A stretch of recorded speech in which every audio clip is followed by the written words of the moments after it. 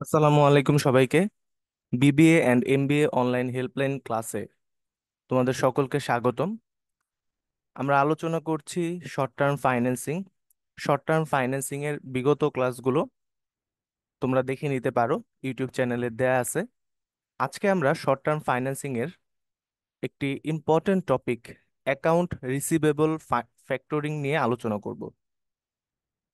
Account receivable factoring এই টপিকটি অনেকের কাছে জটিল মনে হয়, তবে সঠিকভাবে বুঝতে পারলে তুমি সহজেই ম্যাথগুলো সমাধান করতে পারবে।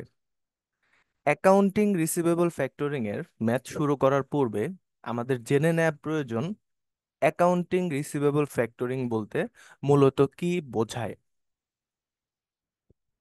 সংজ্ঞাটা দিয়ে শুরু করতেছি।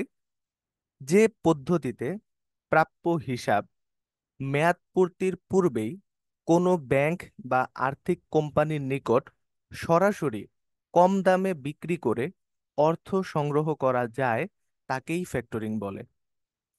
অর্থাৎ আমাদের প্রতিষ্ঠানের যে সকল দেনাদার রয়েছে সে সকল দেনাদার একটি নির্দিষ্ট সময় পরে আমাদের অর্থ পরিশোধ করবে। তবে আমাদের যদি এর পূর্বেই অর্থের প্রয়োজন হয়, সেই ক্ষেত্রে আমরা কোনো আর্থিক প্রতিষ্ঠান এর শরণাপন্ন হয়ে অ্যাকাউন্ট রিসিভেবলের ডকুমেন্টগুলো সাবমিট করে আমরা পূর্বেই টাকা সংগ্রহ করে আমাদের অর্থের যোগান দিতে পারি। তো এই অর্থের যোগান দেওয়ার জন্য আমাদের যেই কষ্টটা হবে এটাই মূলত আমরা এখানে নির্ণয় করব। এখানে আরেকটি শব্দ আমাদের জেনে নেওয়া প্রয়োজন, ফ্যাক্টরিং। ফ্যাক্টরিং বা ফ্যাক্টর, ফ্যাক্টর বলতে মূলত কাদের বোঝায়? ফ্যাক্টর বলতে সাধারণত বিশেষায়িত আর্থিক প্রতিষ্ঠানকে বোঝায়, যারা ব্যবসা প্রতিষ্ঠানের কাছ থেকে প্রাপ্য হিসাব ক্রয় করে নগদ অর্থ প্রদান করে থাকে। এইখানে আমাদের যে সূত্রটির মাধ্যমে কস্ট নির্ণয় করতে হবে, আমরা সেই সূত্রটিকে ফার্স্টে দেখে নিই। এখানে আমাদের সূত্র হচ্ছে দুটি, এপিআর, ইআইআর। তোমরা বিগত ক্লাসগুলোতে দেখতে পেয়েছো এপিআর এর প্রথম অংশের যে সূত্রটি থাকে সেটার মাধ্যমেই আমরা ইআইআর বের করতে পারি। তবে এইখানে বিষয়টা কিছুটা ভিন্ন। এখানে এপিআর নির্ণয় করার জন্য তোমার যে সূত্রটি প্রয়োগ করতে হবে সেটি হচ্ছে net annual cost divided by net periodic advance. এই সূত্রটির মাধ্যমে এটাকে 100 দিয়ে গুণ করলে তোমরা এপিআরটিকে পেয়ে যাবে।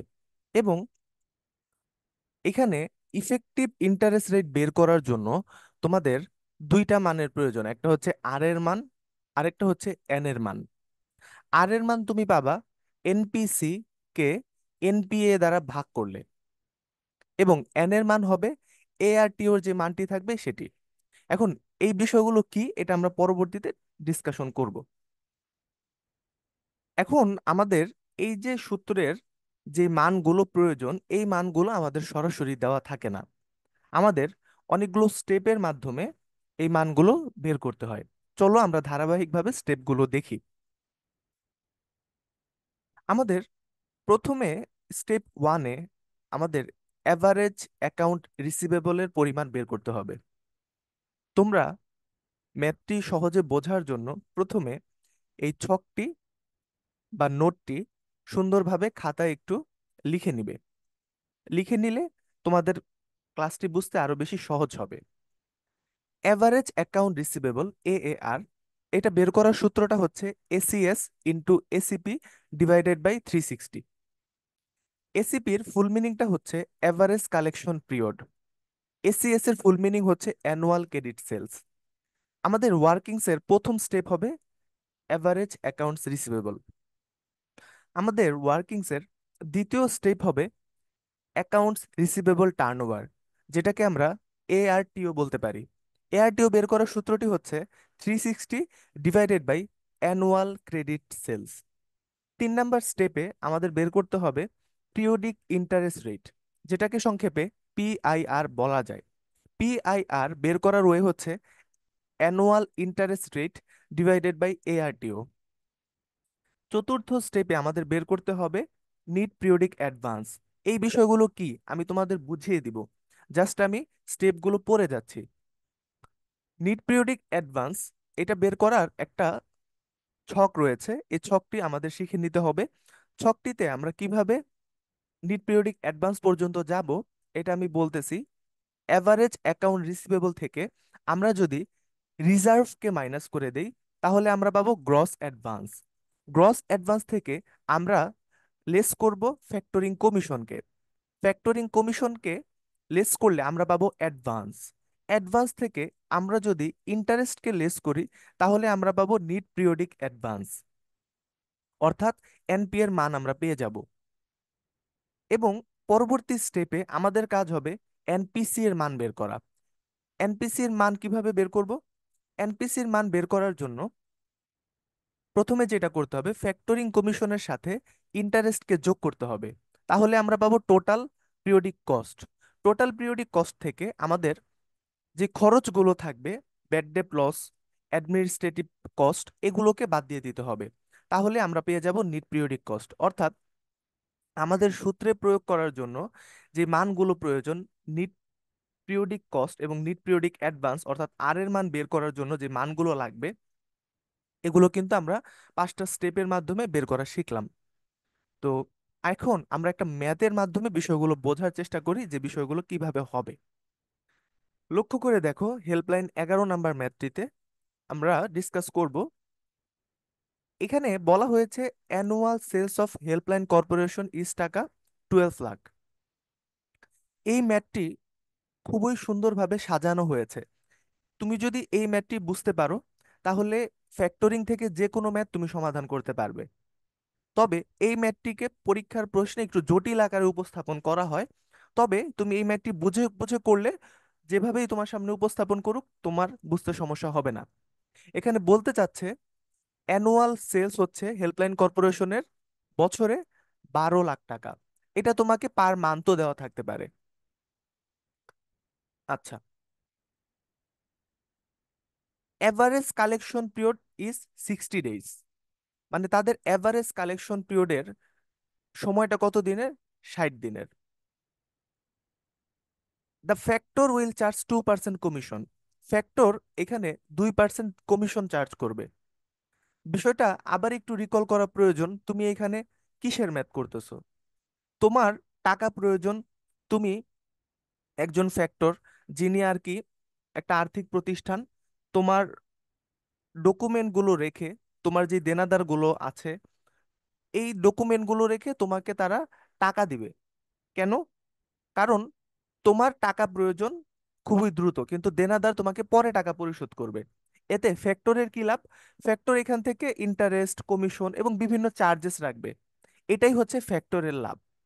তো তোমার কোম্পানির বাকিতে যে বিক্রয় হয় বছরে, এটা হচ্ছে 12 লাখ টাকা। এবং তোমাদের কালেকশন পিরিয়ড হচ্ছে 60 দিন, 2 মাসও বলতে পারো। এবং ফ্যাক্টর এর কাছে তুমি গেছো যে তুমি আসলে টাকা সংগ্রহ করতে চাও। তো ফ্যাক্টরের কাছে যাওয়ার পর ফ্যাক্টর বলছে আমি 2% কমিশন চার্জ করব এই কাজের ওপর, এবং আপনাকে টাকা প্রদান করব আমি 80%। আপনার যেই অ্যামাউন্ট আছে সেটার 80% টাকা প্রদান করব আপনাকে, এবং ইন্টারেস্ট রেট থাকবে হচ্ছে 12%। এবং ইট ইজ এস্টিমেটেড দ্যাট, এটা বুঝতে পারা যায় যে the factor will save the companies account receivable administrative cost 1000 per month. মানে যিনি ফ্যাক্টর আছেন তিনি তোমার কোম্পানির যে অ্যাডমিনিস্ট্রেটিভ কস্ট আছে 1000 টাকা প্রতি মাসে, এটা সেভ করবে। এবং 1% ব্যাড ডেট লস, এটাকেও সেভ করবে। বিষয়টা কি? বিষয়টা হচ্ছে, ধরো তুমি একটা ব্যাংকের কাছে গিয়ে বলতেছো তোমার টাকা প্রয়োজন। তারা ডকুমেন্ট গুলো রেখে তোমাকে টাকা দিয়ে দিল। কি ডকুমেন্ট রাখলো? তুমি যে আরেকজনের কাছে টাকা পাও, এটার যে ডকুমেন্ট সেটা রেখে তোমাকে টাকা দিয়ে দিল। এবং তারা তাদের কমিশন, ইন্টারেস্ট সবকিছু রেখে দিল। বাই এনি চান্স যদি উনি তোমাকে টাকাটা না দিত, তাহলে তো তোমার একটা লস হইতো। সবাই তো আমাদের টাকা যে সময় মতো দিয়ে দিবে এরকম তো বিষয় না, তাই না? তো তুমি ওনার কাছে এই ফ্যাক্টরটা করার মাধ্যমে তুমি কিন্তু এই যে লস হওয়ার যে সম্ভাবনা, 1% সাধারণত তোমার টাকা কালেক্ট করা যায় না, এই সম্ভাবনা থেকে তুমি কিন্তু বেঁচে গেলা। এটা কিন্তু তোমার সেভ হইলো। আর এই ফ্যাক্টরিংটা করার মাধ্যমে তোমার অ্যাডমিনিস্ট্রেটিভ কস্ট এটাও কিন্তু সেভ হলো 1 লাখ টাকা, সরি 1,000 টাকা। কারণ তোমার এখন তো দেনাদারের কাছ থেকে টাকা সংগ্রহ করার প্রয়োজন হচ্ছে না। তো তোমার যে প্রশাসনিক ব্যয়টা আছে সেটাও 1,000 টাকা কমে গেল। কারণ দেনাদারের কাছে যাওয়া আসা বাবদ বা বিভিন্ন বাবদ কিন্তু তোমার কিছু টাকা মাসে খরচ হয়। তো ফ্যাক্টরিং করতে গিয়ে কিন্তু তোমার দুইটা বিষয়ে খরচ সেভ হইলো। আর কিছু খরচ হবে, সেটা হচ্ছে ফ্যাক্টর চার্জ নিবে 2%, তোমাকে 80% টাকা দিবে, আবার ইন্টারেস্ট কাটবে হচ্ছে 12%। তো আমরা পরবর্তীতে কি রিকোয়ারমেন্ট বলছে এটা একটু লক্ষ্য করি। আশা করি প্রশ্নটা তোমরা বুঝতে পেরেছো। প্রশ্নে আমাদের বার্ষিক বিক্রয়, আমাদের কত দিনে টাকা সংগ্রহ করা যায়, এবং আমরা কি কি খরচ থেকে সেভ হব, এবং ফ্যাক্টর কি কি খরচ চার্জ করবে, এই সব বিষয়গুলো মেনশন করা থাকবে। এখন প্রথমে আমাকে বলছে amount of the company will get as advance, মানে কত টাকা তারা অ্যাডভান্স হিসেবে পাবে এটা বের করো, টোটাল কস্ট বের করো, এপিআর বের করো, effective interest rate of factoring accounts বের করো। একসাথে সাধারণত এতগুলো রিকোয়ারমেন্ট চায় না, তবে আমি একটা ম্যাথের মাধ্যমে সবগুলো রিকোয়ারমেন্ট বুঝিয়ে দিব। দেখো প্রথমে তোমার যেটা করতে হবে, এ এ আর বের করতে হবে। এ এ আর এগুলোর ফুল মিনিং আমরা পড়ে আসছি, আমি ফুল মিনিং গুলো বলতেছি না। এ এ আর বের করার ওয়েটা হচ্ছে ACS divided by ACP, ACS into ACP divided by 360। এখন এইটা মূলত কি? A A R average accounts receivable. এটা মূলত হচ্ছে তোমার বাৎসরিক বিক্রয়ের পরিমাণ হচ্ছে 12 লাখ টাকা, এবং তুমি ফ্যাক্টরিং করতে আসছো 60 দিনের। তাহলে এভারেজ অ্যাকাউন্ট রিসিভেবলে তুমি যে সময়টার ফ্যাক্টরিং করতে আসছো, এই সময়টা টাকাটাকে মূলত বের করা হয়। এটা কিভাবে বের করা হয়? তোমার যেই সেলসটা আছে বাৎসরিক, সেটার সাথে গুণ হবে কোনটা, যেই সময়ের তুমি ফ্যাক্টরিং করতে আসছো এভারেজ কালেকশন পিরিয়ড, এটা দিয়ে গুণ করে তোমার 360 অর্থাৎ বছরের যে সময়টা আছে সেটা দিয়ে ভাগ করলে এভারেজ অ্যাকাউন্ট রিসিভেবল তোমার বের হয়ে যাবে। আচ্ছা, 2 নাম্বার স্টেপে আমরা করব কি, এআরটিও বের করব। এআরটিওর ফুল মিনিংটা হচ্ছে account receivable turnover. Account receivable turnover বলতে কি বোঝায়, মানে তোমার এই যে অ্যাকাউন্ট রিসিভেবলের ফ্যাক্টরিংটা এটা বছরে কতবার টার্ন করে এটাকে বোঝায়। দেখো তুমি কিন্তু 2 মাসের ম্যাথ করতেছো, তাহলে তুমি বছরে কতবার ফ্যাক্টরিং করতে পারবা, এটা বের করার ওয়েটা কি?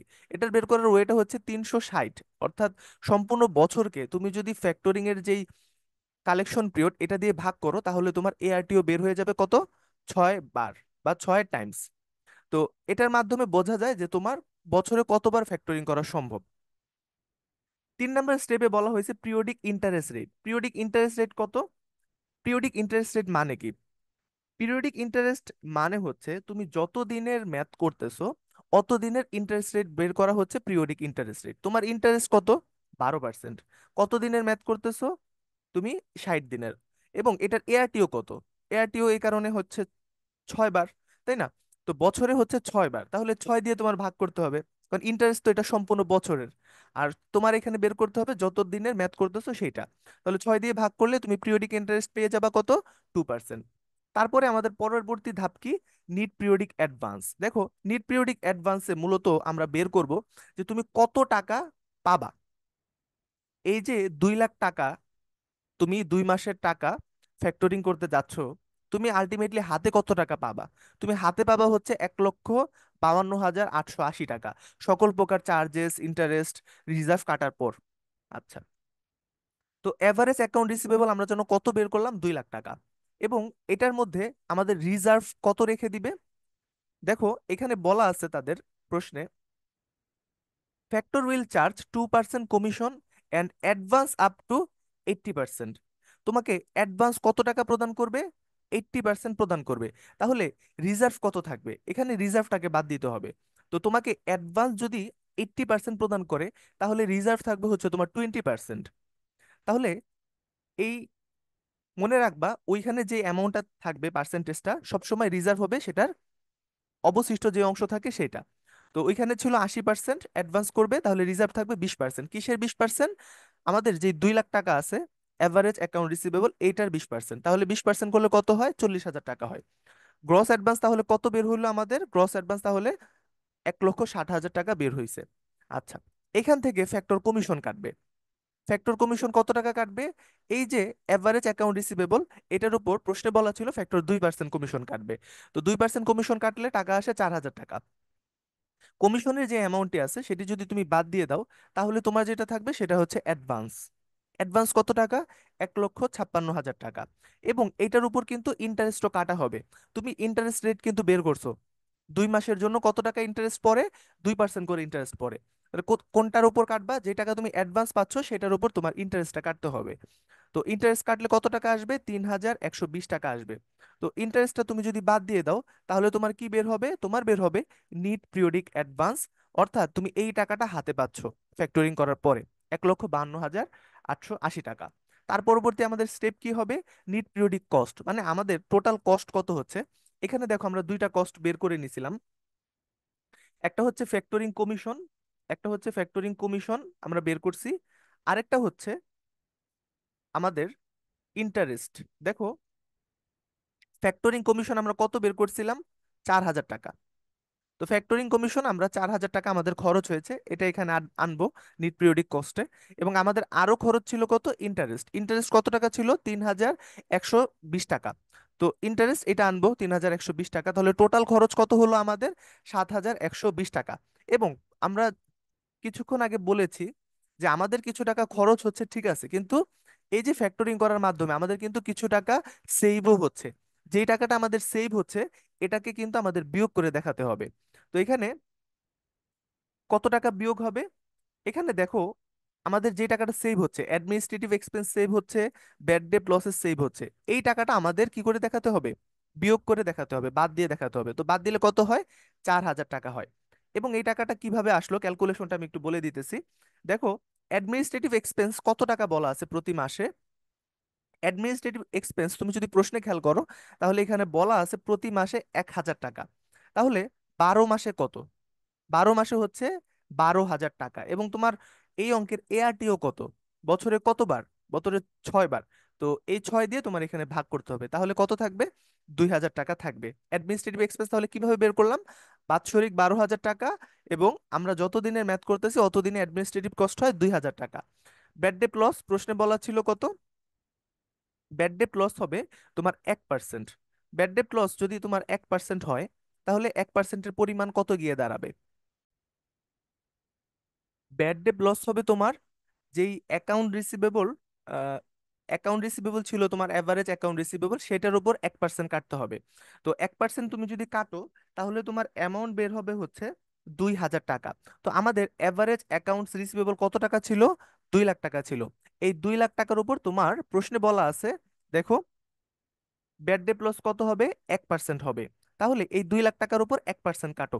2 লাখ টাকার উপর তুমি যদি 1% কাটো, তাহলে তোমার অ্যামাউন্ট আসবে 2,000 টাকা। এখানে আরেকটা জিরো তোমরা অ্যাড করে নিবা, এখানে 2 লাখ টাকা হবে।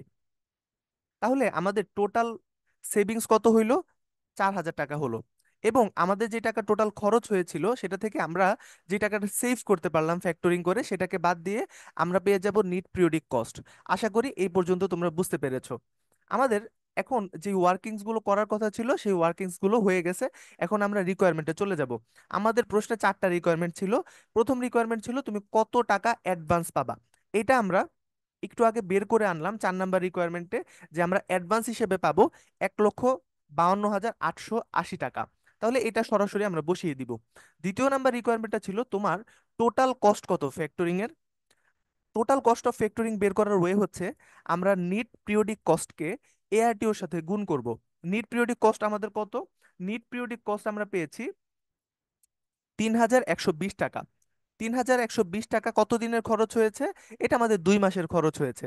তাহলে 6 মাসে, 6 মাসে না, 6 বার, বছরে আমাদের 6 বার কত টাকা খরচ হবে? 18,720 টাকা খরচ হবে। তাহলে যখন তোমাকে টোটাল কস্ট অফ ফ্যাক্টরিং বের করতে বলবে, অর্থাৎ সম্পূর্ণ বছরের কস্ট কত, তখন হবে 18,720 টাকা। এটা কিন্তু 2 মাসের খরচ। আচ্ছা, 3 নাম্বার রিকোয়ারমেন্ট আমাদের বের করতে বলছে এপিআর বের করো। এপিআর কিভাবে বের করবা? সূত্রটা হচ্ছে annual factoring cost divided by NPA. তো অ্যানুয়াল ফ্যাক্টরিং কস্ট তোমার কত বের হয়েছে? অ্যানুয়াল ফ্যাক্টরিং কস্ট তোমার বের হয়েছে 18,720 টাকা। এটাকে তুমি যদি এনপিএ দ্বারা ভাগ করো, অর্থাৎ নিট পিরিয়ডিক অ্যাডভান্স দ্বারা ভাগ করো এবং 100 দিয়ে গুণ করো, তাহলে তুমি এপিআর পেয়ে যাবে। এপিআর এর পার্সেন্টেজ কত? 12.1224%। এবং তোমাদের এপিআরটা বের হয়ে গেছে, এটা তোমাদের রিকোয়ারমেন্ট 3-তে ছিল। 4 নাম্বার রিকোয়ারমেন্টে বলা হয়েছে ইএআর বের করো, ইফেক্টিভ অ্যানুয়াল রেট অথবা ইফেক্টিভ ইন্টারেস্ট রেট বের করো। তোমরা জানো ইফেক্টিভ অ্যানুয়াল রেটের সূত্র হচ্ছে 1 + r⁻1 × 100। তো আমরা আর এর যে মানটি আছে সেই মানটি বের করে নিব। আর এর মান কিভাবে বের করব? আমাদের সূত্রটা মনে আছে? আর বের করার সূত্রটা কি? আমরা যদি একটু সূত্রটাতে চলে যাই, আর বের করার সূত্র হচ্ছে এনপিসি ডিভাইডেড বাই এনপিএ। তো এনপিসি এর মানও আছে আমাদের কাছে, এনপি এর মানও আছে। তো এনপিসি কে এনপিএ দ্বারা ভাগ করলে তোমরা আর এর মান পেয়ে যাবা। এবং এন ইকুয়াল কত? এআরটিও। এআরটিওর মান পেয়েছি আমরা কত? এআরটিওর মান হচ্ছে 6। তাহলে এইখানে এন এর মান কত হবে? এন এর মান হবে 6। আর আর এর মান কত হবে? ওই যে যেটা বললাম, এই ভাগ করার মাধ্যমে তোমরা আর এর মানটা পেয়ে যাবে এবং ওয়ানের সাথে যোগ করে দিলে এই অ্যান্সারটা চলে আসবে। 100 সাথে গুণ করলে আমরা পেয়ে যাব ইআর ইকুয়াল কত? 12.88%। আশা করি টোটাল বিষয়টা তোমরা বুঝতে পেরেছো। তাহলে আমরা যদি প্রথম থেকে বিষয়টাকে আরেকটু রিভিউ করে দিই, আমাদের অ্যাকাউন্ট রিসিভেবল ফ্যাক্টরিং এর মূল কনসেপ্টটা হচ্ছে আমরা ফ্যাক্টরিং এর মাধ্যমে আমাদের অর্থের সংস্থান করা। এখানে মূলত আমাদের যেটা করতে বলে সেটা হচ্ছে এপিআর অথবা ইফেক্টিভ ইন্টারেস্ট রেটের মাধ্যমে তুমি কস্টটা বের করে দেখাবা।